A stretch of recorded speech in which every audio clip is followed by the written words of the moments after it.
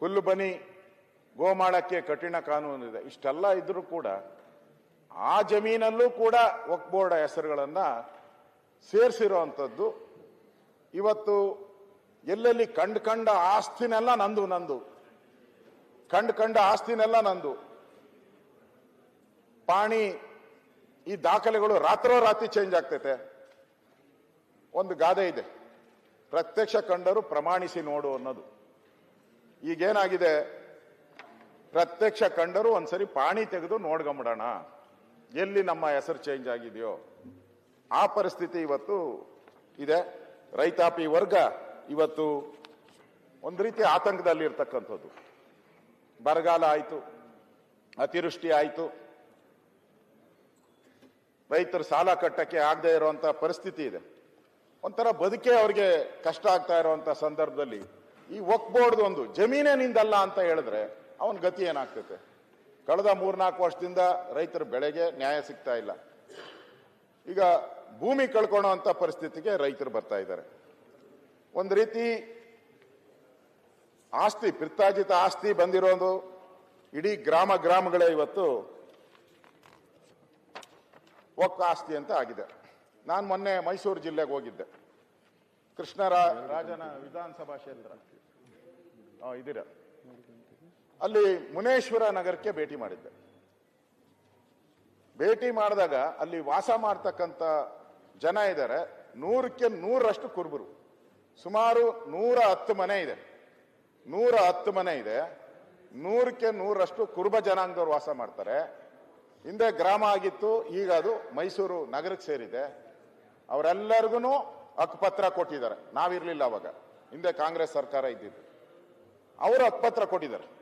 ಅದಾದ್ಮೇಲೆ ನಗರಸಭೆಯವರು ಅವ್ರಿಗೆ ಖಾತಾ ಮಾಡಿಕೊಟ್ಟಿದ್ದಾರೆ, ಟ್ಯಾಕ್ಸ್ ಕಟ್ಟಿದ್ದಾರೆ, ಪಾಣಿ ಇದೆ ಅವರ ಹೆಸರಲ್ಲಿ. ಮಾತೆ ಮಾಧವಿದ ಆಶ್ರಮ ಒಂದು ಅದ ಸರ್, ಅದರೊಳಗೆ ತಾವು ಹೇಳಬೇಕು. ಅದೆಲ್ಲನೂ ಕೂಡ ಈಗ ವಕ್ಫ್ ಬೋರ್ಡ್ ಅಂತ ಮಾಡ್ಬಿಟ್ಟಿದ್ದಾರೆ. ಸರ್ಕಾರ ಹೇಳ್ತದೆ ನಾವು ಏನು ಮಾಡಲ್ಲ ಅಂತ, ಅದೆಲ್ಲ ಕೂಡ ವಕ್ಫ್ ಬೋರ್ಡ್ ಅಂತ ಆಗಿದೆ.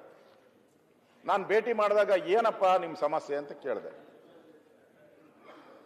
ಅಲ್ಲೊಂದು ಬಸವ ಮಂದಿರ ಇದೆ, ಬಸವಣ್ಣನ ದೇವಸ್ಥಾನ ಇದೆ, ದೊಡ್ಡದು, ಸುಮಾರು ಒಂದು 100 ಅಡಿ ಇರ್ಬೋದು. ದೊಡ್ಡ ದೇವಸ್ಥಾನ ಬಸವಣ್ಣಂದು ವಿಗ್ರಹನೂ ಕೂಡ ಇದೆ.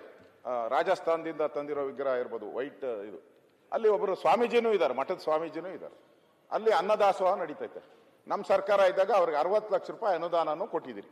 ಆ ಮಠ ಅನ್ನದಾಸೋಹ ಕಾರ್ಯ ಮಾಡೋಕ್ಕೋಸ್ಕರ ನಾವು 60 ಲಕ್ಷ ರೂಪಾಯಿ ಸರ್ಕಾರದಿಂದನೂ ಕೊಟ್ಟಿದ್ದೀರಿ. ಇಷ್ಟೆಲ್ಲ ಮಠ ಇದ್ದು, ಬಸವಣ್ಣ ಇದ್ದು, ಅದಕ್ಕೆ ವಕ್ಫ್ ಬೋರ್ಡ್ ಅವರು ನೋಟಿಸ್ ಕೊಟ್ಟಿದ್ದಾರೆ, ಇದು ನಿಮ್ಮದಲ್ಲ ಆಸ್ತಿ, ಖಾಲಿ ಮಾಡಿ ಅಂತ. ಅಲ್ಲಿ ಜನ ನಾವು ಹೋದಾಗ ಬಂದ್ರು 100 ಜನ. ಏನಪ್ಪ ಏನನ ಸಮಸ್ಯೆಗೆ ಪರಿಹಾರ ಮಾಡ್ಬೋದಾ ಅಂದ್ರು. ಇಲ್ಲ ಸರ್, ನಾವು ಪ್ರತಿ ತಿಂಗಳು, ಪರಮೇಶ್ವರ್ ಅವರೇ ಇವತ್ತಿರೋರ್ಗು ಪ್ರತಿ ತಿಂಗಳು ನೋಟಿಸ್ ಕೊಟ್ಟಿದ್ದಾರೆ. ಅವರೆಲ್ಲ ಬೆಂಗಳೂರಿಗೆ ಬರಬೇಕು, ಬಸ್ ಮಾಡ್ಕೊಂಡ್ ಬರ್ಬೇಕಲ್ಲಿ. ಪ್ರತಿ ತಿಂಗಳು ಆ 110 ಜನನು ಬಸ್ ಮಾಡ್ಕೊಂಡು ಪ್ರತಿ ತಿಂಗಳು ಬೆಂಗಳೂರಿನ ವಕ್ಫ್ ಬೋರ್ಡ್ಗೆ ಬರಬೇಕು. ಇವತ್ತವರೆಗೂ ಬರ್ತಾ ಇದ್ದಾರೆ. ನೀವು ಸ್ಟಾಪ್ ಮಾಡಿದೀನಿ ಅಂತ ಎಲ್ಲ ಹೇಳಿದಿರಲ್ಲ, ಏನೂ ಇಲ್ಲ, ಇವತ್ತವರೆಗೂ ಬರ್ತಾರೆ. ಅಲ್ಲಿ ಬಂದಾಗ ಕೇಸ್ ಅರ್ಜೆಂಟ್ ಅಂತಾರೆ. ಅವ್ರಿಗೆಲ್ಲ ಒತ್ತಡ ಮಾಡ್ತಾ ಇದ್ದಾರೆ. ಏನಂತ ಅಂದ್ರೆ ಇದು ವಕ್ಫ್ ಬೋರ್ಡ್ ಆಸ್ತಿ, ಯಾರ ಸರ್ಕಾರ ಬುದ್ಧಿ ಇಲ್ದವ್ರು ನಿಮ್ಗೆ ಹಕ್ಕುಪತ್ರ ಕೊಟ್ಬಿಟ್ಟಿದ್ದಾರೆ. ಕೊನೆಗೆ ಒಂದು ರೆಮಿಡಿ ಮಾಡೋಣ. ಏನ್ ರೆಮಿಡಿ ಅಂದ್ರೆ ನೀವು ಲೀಸ್ ತಗೊಂಬಿಡಿ, 30 ವರ್ಷಕ್ಕೆ ಲೀಸ್ ಕೊಡ್ತೀರಿ, ಲೀಸ್ ತಗೊಂಬಿಡಿ, ದುಡ್ಡು ಕಟ್ಟಿ ನಮಗೆ ವರ್ಷಕ್ಕಿಷ್ಟು ಲೀಸ್ ಅಂತ. ಇದು ನ್ಯಾಯನಾ? ನನ್ಗನ್ಸ್ತತೆ ಮುನೇಶ್ವರ ನಗರ ಹೋಗಿ ಬಸವಣ್ಣನ ಮೇಲೆ, ಬಸವಣ್ಣನ ಮಠದ ಮೇಲೆ ಅದನ್ನು ಈದ್ಗಾ ಮಾಡಕ್ ಹೊರಟ್ಬಿಟ್ಟಿದ್ದೀರ ಸರ್. ಇವತ್ತು ಅವ್ರನ್ನೆಲ್ಲ ಒಂದು ರೀತಿ ಗನ್ ಪಾಯಿಂಟ್ ಅಲ್ಲಿ ಅಷ್ಟು ಜನನು ಅವರು ಪ್ರತಿ ತಿಂಗಳು ಹೋಗ್ಬೇಕು. ಮತ್ತೆ ಒತ್ತಡ, ನೀವು 30 ವರ್ಷ ಲೀಸ್ ತಗೊಬೇಕು ಅಂತೇಳಿ ಗನ್ ಪಾಯಿಂಟ್ ಇಟ್ಕೊಂಡು ಅವ್ರನ್ನ ಬೆದರಿಕೆ ಆಗ್ತಾ ಇದ್ದೀರಾ. ಏನ್ ಸಾಧನೆ ಮಾಡಕ್ ಹೋಗಿದ್ದೀರಾ? ಯಾಕೆ ಈ ರೀತಿ ಜನಕ್ಕೆ ನೀವು ತೊಂದರೆ ಕೊಡ್ತಾ ಇದ್ದೀರಾ ಅನ್ನೋದು ನನ್ನ ಭಾವನೆ. ನಮ್ಗೆ ಗೊತ್ತಿಲ್ಲ ಉಪಾಧ್ಯಕ್ಷರೇ, ಈ ಸರ್ಕಾರ ಬಂದಾಗ ಏನೇನೋ ಆಸೆ ಇಟ್ಕೊಂಡು ಈಗ ಜನಕ್ಕೆ ಅನಿಸ್ತಾ ಇದೆ ಯಾಕಾದ್ರೂ ಈ ಸರ್ಕಾರ ಬಂತು ಅಂತ. ನ್ಯಾಯಬೆಲೆ ಅಂಗಡಿ ಮೂರು ಉಪಚುನಾವಣೆಗಳಲ್ಲಿ ನಮ್ಮನ್ನು ಗೆಲ್ಸವ್ರಣ್ಣ. 3 ಉಪಚುನಾವಣೆಗಳಲ್ಲಿ ಗೆಲ್ಸಿರೋದು ನಾವು ಮಾಡ್ತಾ ಇರ್ತಕ್ಕಂಥ ಒಳ್ಳೆ ಕೆಲಸಗಳನ್ನ ನೋಡಿನೇ ಅಣ್ಣ. ಮಾತಾಡಿ. ಇದು ಯಾರಿಗೂ ಕೂಡ ಬೇಸರ ಆಗಿಲ್ಲ. 3 ಉಪಚುನಾವಣೆಗಳಲ್ಲಿ ಕೂಡ ದೊಡ್ಡ ಬಹುಮತದಲ್ಲಿ ಗೆದ್ದು ಬಂದಿದ್ದೀವಿ. ಸಾರ್ವಜನಿಕರಿಗೆ ಬೇಜಾರಾಗಿದ್ದೀವಿ.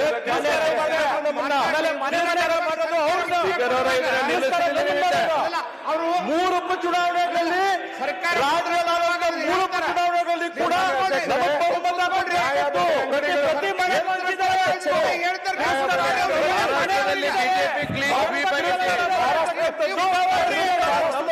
ಮಹಾರಾಷ್ಟ್ರದಲ್ಲಿ ಬಿಜೆಪಿ ಕ್ಲೀನ್ ಸ್ವೀಪ್ ಮಾತಾಡಕ್ಕೆ ಅವಕಾಶ ಕೊಟ್ಟಿದ್ದೇವೆ. ಉತ್ತರ ಕೊಡುವಾಗ ಹೇಳ್ತಾರೆ.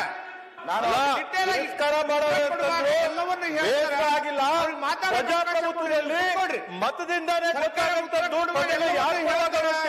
ಪ್ರಜೆಗಳು ನಮ್ಮ ಪರವಾಗಿ ಮತ ಹಾಕವ್ರೆ. ಇವ್ರು ಸುಳ್ಳು ಮೋಸ ನಂಬಲಿಲ್ಲ. ಒಂದೇ ನಿಮಿಷ ಚುನಾವಣೆಯಲ್ಲಿ ಮನೆ ಮನೆಗೆ ಕೂತ್ಕೊಳ್ರಿ. ಆಮೇಲೆ ಅಧ್ಯಕ್ಷರೇ ನೀವು ಕೂತ್ಕೊಳ್ರಿ. ನೀವೇನು ತಾಂಬೂಲ ಕೊಟ್ಟು ಬಂದ್ರ? ನನಗೇನು ನಮ್ಮ ಹೊಸಕೋಟೆ ಶಾಸಕ ಕೇಳಿದ ನನಗೇನು ಬೇಜಾರಿಲ್ಲ. ಅದಕ್ಕೆ ಪ್ರಾರಂಭದಲ್ಲಿ ನೀವು ತಾಂಬೂಲ ಕೊಡಲ್ಲ, ಯಾರು ತಾಂಬೂಲ ಕೊಡಲ್ಲ. ನಾವು ಪ್ರಾರಂಭದಲ್ಲಿ ಸತ್ಯ ಹರಿಶ್ಚಂದ್ರ ಯಾರು ಇಲ್ಲ ಇಲ್ಲಿ. ತಾಂಬೂಲ ಕೊಟ್ಟು ಗೆಲ್ಲಕ್ಕೆ ಅದು ಹೋತು ಕಾಲ ತಾಂಬೂಲದ್ದು. ಸರ್ಕಾರ ಉತ್ತರ ಕೊಡುವಾಗ ಹೇಳ್ತಾರ, ಅವ್ರು ಮಾತಾಡೋ ಅವಕಾಶ ಕೊಡ್ರಿ. ಅದಕ್ಕೆ ನನಗೇನು ಮಾತಾಡಿ. ಬೇಜಾರಿಲ್ಲ ಗೌಡ್ರೆ, ಬೇಜಾರೇನಿಲ್ಲ. ನಾನು ಅದಕ್ಕೆ ಪ್ರಾರಂಭದಲ್ಲೇ ಒಂದು ನಿಮಿಷ ಕೂತ್ಕೊಳ್ಳಿ, ಆಮೇಲೆ ಮಾತಾಡ್ತೀನಿ. ಬಿಡಿ, ನಾನು ಪ್ರಾರಂಭದಲ್ಲೇ ಹೇಳಿದ್ದೀನಿ ಮತವೇರಿದಾಗ ಅಂತ. ಈಗ 3 ಚುನಾವಣೆ ಗೆದ್ದಿದ್ದಾರೆ ಅಂತ ಸಂತೋಷ ನನಗೇನು. ನಾವು 18 ಬೈ ಎಲೆಕ್ಷನ್ ಗೆದ್ದಿದ್ದೀರಿ. ಯಾಕೆ ನಮ್ಮನ್ನ ಜನ ತಿರಸ್ಕಾರ ಮಾಡಿ 66ಕ್ಕೆ ತಂದ್ರು? ಬಿಟ್ಬಿಡಿ. ಅದಕ್ಕೆ ನಾನು ಹೇಳಿದ್ದು ನ್ಯಾಯಬೆಲೆ ಅಂಗಡಿಗಳು BPL ಇರೋದು APL ಆಗಿದೆಯಾ ಅಂತ ಕ್ಯೂ ನಿಂತ್ಕೊಬೇಕು. ಇವತ್ತು ಹಾಲಿನ ಸಬ್ಸಿಡಿ ಸಿಕ್ಕಿಲ್ಲ ಅಂತೇಳಿ ಸೊಸೈಟಿಗಳ ಮುಂದೆ ಕ್ಯೂ, ನೆರೆ ಬರ ಪರಿಹಾರ ಸಿಗ್ಲಿಲ್ಲ ಅಂದ್ರೆ ಕಚೇರಿಗಳ ಮುಂದೆ ಕ್ಯೂ, ವರ್ಕ್ ಆಸ್ತಿ ಅತಿಕ್ರಮಣ ಆಗಿದೆ ಅಂತೇಳಿ ಸಾವಿರಾರು ಜನ ಒಕ್ಕಾಸ್ತಿ ಅತಿಕ್ರಮ ಅಂತೇಳಿ ಇವತ್ತು DC ಆಫೀಸ್ ಮುಂದೆ ಕ್ಯೂ. ಎಲ್ಲಿ ನೋಡಿದ್ರು ಕ್ಯೂ ಕ್ಯೂ ಕ್ಯೂ. ಒಟ್ನಲ್ಲಿ ಈ ಸರ್ಕಾರ ಬಂದ ಮೇಲೆ ಒಂದು ರೀತಿ ಎಲ್ಲ ಕಡೆ ಕ್ಯೂ, ಒಂದು ರೀತಿ ಜನರ ಬದುಕು ಬೀದಿಗೆ ಬಂದಿದೆ. ನಾವು ಸಿದ್ದರಾಮಯ್ಯನವ್ರ ಸರ್ಕಾರ ಬಂದಾಗ ಏನೋ ಆಗುತ್ತೆ ಅಂತ ಅಂದ್ರೆ ಇದು ಯಾಕೋ ನಿದ್ರಾಮಯ್ಯನವರ ಸರ್ಕಾರ ಆಗಿದೆ, ಕೇಳೋರು ಯಾರು ಇಲ್ಲ ಅಂತ ಅನಿಸ್ತದೆ. ಇವತ್ತು ನಾನು ಮುಖ್ಯಮಂತ್ರಿ ಆದ ತಕ್ಷಣ ಹೇಳಿದ್ರು, ನೋಡಪ್ಪ ನಾವು ಜನ ನಮ್ಮನ್ನ BJPನ ತಿರಸ್ಕಾರ ಮಾಡಿ ನಿಮ್ಮನ್ನು ಗೆಲ್ಸಿದ್ದಾರೆ, ನಾವೆಲ್ಲ ಜನಸಂಪರ್ಕ ಸಭೆ ಮಾಡಬೇಕು, ತಿಂಗಳಿಗೊಂದ್ಸರಿ ಕೇಳಬೇಕು, ಟೂರ್ ಮಾಡಬೇಕು. ತಿಮ್ಮಾಪುರ ಅವರೇ ಆಮೇಲೆ ಕೂತ್ಕೊಳ್ರಿ.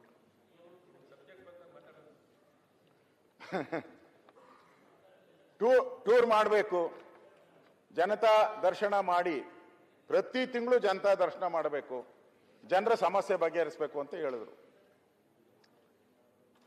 ಮಂತ್ರಿಗಳು. ಅವರು CM ಹೇಳಿದ ತಕ್ಷಣನೇ ಅದೇನೋ ಎದ್ನೋ ಬಿದ್ನೋ ಅಂತ ಹೇಳಿ ಜನತಾ ದರ್ಶನ ಮಾಡಿದ್ರು. ಮೊದಲನೇ ತಿಂಗಳು 100ಕ್ಕೆ 100%. ಎಲ್ಲ ಮಂತ್ರಿಗಳು ಪ್ರತಿ ತಿಂಗಳು ಹೋಗಿ 100ಕ್ಕೆ 100. ಎರಡನೇ ತಿಂಗಳು 13%, ಎರಡನೇ ತಿಂಗಳು 13%, ಮೂರನೇ ತಿಂಗಳು 12%. ನಾನು ಬೇಡ, ಎಲ್ಲರೂ ಫೋಟೋ ಹಾಕಿದ್ದೀರಿ ನೋಡಿ, ಯಾರ್ಯಾರು ಅಂತ ಹೆಸರು ಹೇಳಕ್ ಹೋಗಲ್ಲ, ಎಲ್ಲರೂ ಹಾಕಿದ್ದಾರೆ. ಬೋಸರಾಜು ಅವರು ಹಾಕಿದ್ದಾರೆ, ರಾಮಲಿಂಗಾರೆಡ್ಡಿ ಹಾಕಿದ್ದಾರೆ, ಶರಣಬಸಪ್ಪ ಹಾಕಿದ್ದಾರೆ, ಜಾರ್ಜ್ ಹಾಕಿದ್ದಾರೆ, HK ಪಾಟೀಲ್, ಸಂತೋಷ್ ಲಾಡು, ಈ ಥರದ್ದೆಲ್ಲ ಹಾಕಿದ್ದಾರೆ. ಅಂದ್ರೆ ಸರ್ಕಾರ, ನಾನು ಮುಖ್ಯಮಂತ್ರಿಗಳು ಹೇಳಿರೋದು, ನಾವು ಹೇಳಿರೋದಲ್ಲ, ಮುಖ್ಯಮಂತ್ರಿಗಳು ಆದೇಶ ಮಾಡಿ ನೀವು ಜನರ ಸಮಸ್ಯೆಯನ್ನ ಬಗೆಹರಿಸಿ ಅಂತ ಹೇಳಿದ್ರೆ ಇದು ಯಾರು ಮಾಡಲೇ ಇಲ್ಲ. ಈ ಸಮಸ್ಯೆ ಬಗೆಹರಿಸಿದ್ರೆ